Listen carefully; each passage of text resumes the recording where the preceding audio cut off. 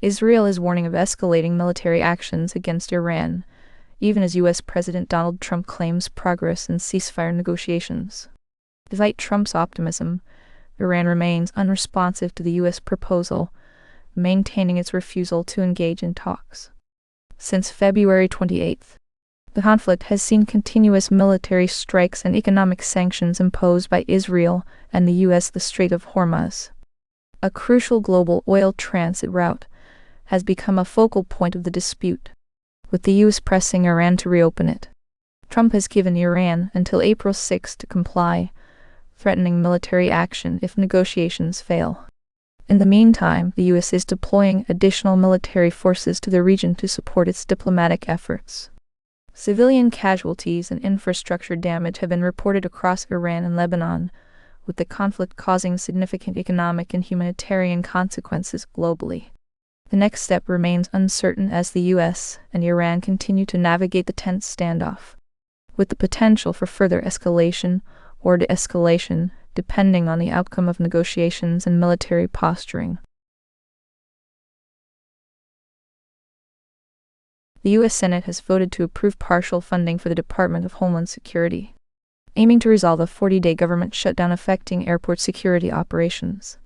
The deal, however, excludes funding for ICE and parts of border protection, a move pushed by Democrats who have been demanding reforms to the agency amid controversy over its operations. TSA agents who have been working without pay since mid-February will receive funding under this agreement. The shortage of TSA staff has caused significant disruptions at airports across the country, with long lines and delays reported at security checkpoints. The funding package still needs approval from the House of Representatives to take effect. The deal addresses Democrats' insistence on ICE reforms. This includes measures to end racial profiling and ensure judicial warrants before agents enter private property. Republicans argue that funding the Department of Homeland Security piecemeal is not the ideal approach. However, both sides agree on the urgent need to end the chaos at airports, with the House of Representatives yet to vote on the package. The immediate impact on airport operations will depend on swift action from lawmakers. The funding agreement aims to stabilize security operations at airports and address the operational challenges faced by the TSA. G7 foreign ministers met in Vaux-de-Cernay, France, on Friday to discuss the Russia-Ukraine conflict. However, tensions arose over the U.S. strategy in Iran, with Secretary of State Marco Rubio facing skepticism from European allies who advocate for a diplomatic approach. Rubio's task was complicated by President Donald Trump's criticism of NOYTO's perceived lack of support for U.S. actions in Iran. European allies, including the French Minister of the Armed Forces Catherine Vautrin, are concerned about the unpredictability of U.S. military actions and the need for clearer communication. German Foreign Minister Johann Wadephul emphasized the need for stability and clear strategy, expressing concerns about the broader impact of the Iran conflict on global security. The meeting highlighted the strain between the U.S. and its allies regarding the approach to Iran and the importance of maintaining unity on other critical issues like Ukraine. As the G7 meeting concluded, the immediate significance lies in the ongoing negotiations and the need for a coordinated diplomatic effort to address the complex geopolitical challenges facing the international community. The House Ethics Committee has ruled that Florida Democratic Representative Sheila Cherfilus-McCormick committed 25 violations of House rules and ethics standards. The allegations stem from her receipt of millions of dollars from her family's healthcare business, which was connected to an overpayment of disaster relief funds from Florida. Cherfilus-McCormick is accused of using the funds to support her 2022 congressional campaign, a move that has further embroiled her in legal troubles. She faces federal charges for allegedly stealing $5 million in disaster relief funds and has pleaded not guilty to these charges. During the ethics hearing, Cherfilus-McCormick invoked the Fifth Amendment, declining to testify and leaving her defense to her attorney, William Barzee. This ruling could now strengthen calls for her expulsion from Congress, potentially dividing the Democratic caucus as they prepare for the November midterm elections. The Ethics Committee's decision adds significant pressure on Cherfilus-McCormick and her party. This highlights the potential political implications of her actions and the need for a thorough investigation into the use of public funds. Savannah Guthrie is set to return to her role on the Today Show on April 6, 2 months after her mother, Nancy Guthrie, went missing.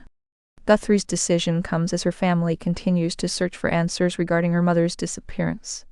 Guthrie expressed her uncertainty and emotional struggle in recent interviews, acknowledging the difficulty of returning to work under these circumstances.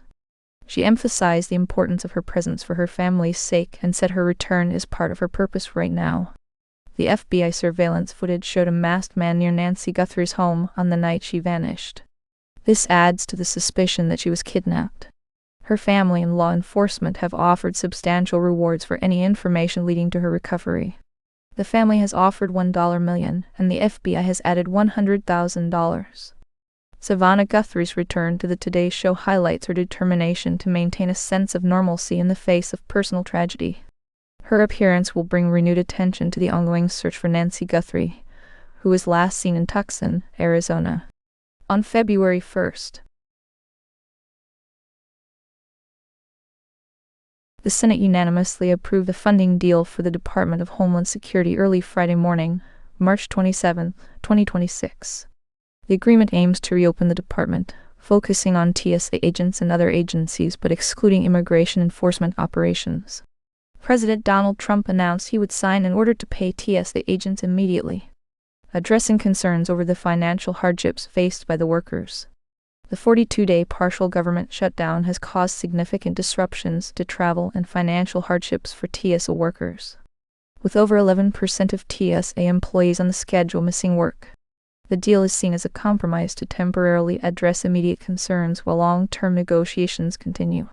Democrats, however, have vowed to continue fighting for reforms on immigration enforcement. Senate Democratic leader Chuck Schumer emphasized that the outcome could have been reached weeks ago and pledged ongoing efforts to ensure that Trump's immigration agenda does not receive further funding without reform. With the deal now moving to the House, lawmakers are uncertain about the next steps. Speaker Mike Johnson holds a slim majority, and bipartisan support will likely be necessary for passage. Conservative Republicans have demanded full funding for immigration operations, indicating ongoing political tensions surrounding the issue.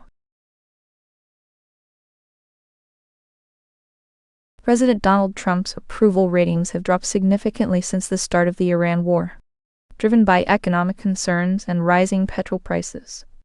Polling data shows that 86% of Republicans support the military action in Iran. Meanwhile, 80% of all registered voters oppose it. Economic dissatisfaction is particularly pronounced among Democrats and independents, raising concerns for the midterm elections in November. Democrats are performing better in special elections than they did in the 2024 presidential race. This suggests a shift in public sentiment. At the Conservative Political Action Conference, CPSC in Texas, Republicans emphasize the importance of maintaining Trump's agenda despite economic challenges. However, the economic anxiety that contributed to Democratic gains in the 2024 election cycle is now impacting Trump's approval, especially among independents. With only 7 months until the midterm elections, the ongoing war and its economic consequences could further erode Trump's political support, particularly among independent voters. The stakes are high as the president navigates both domestic and international pressures.